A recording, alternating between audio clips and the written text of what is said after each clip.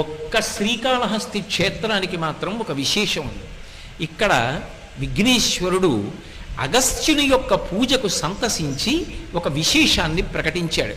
16లో 4వ వంతు ఈ క్షేత్రంలో ప్రవేశించి పాతాళ గణపతి దగ్గరికి వచ్చి చెప్తే చాలు.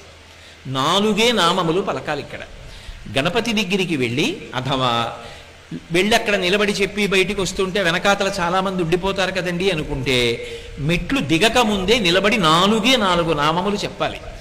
ఏమని చెప్పాలి అంటే గజాననారి అంటే ఏనుగు ముఖము కలిగినటువంటి అసురుడు, రాక్షసునికి శత్రువైనటువంటి వాడు. గజానన అంటే ఏనుగు ముఖం ఉన్నవాడు, అరి అంటే శత్రువు. గజాననారి ఏనుగు ముఖము కలిగినటువంటి రాక్షసునకు శత్రువైనటువంటి వాడా.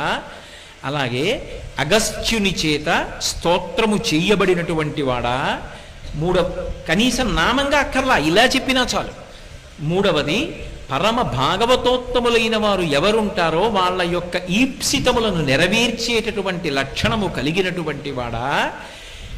ఈ 3 నామములు చెప్తూ ఆయన యొక్క రూపం గురించి, ఆయన వచ్చిన ప్రదేశం గురించి చెప్పేటప్పుడు పాతాళ వివర స్థాననే నమః, పాతాళ వివరమునందు లేదా భూవివర స్థాననే నమః, భూవివర నివాసాయ నమః.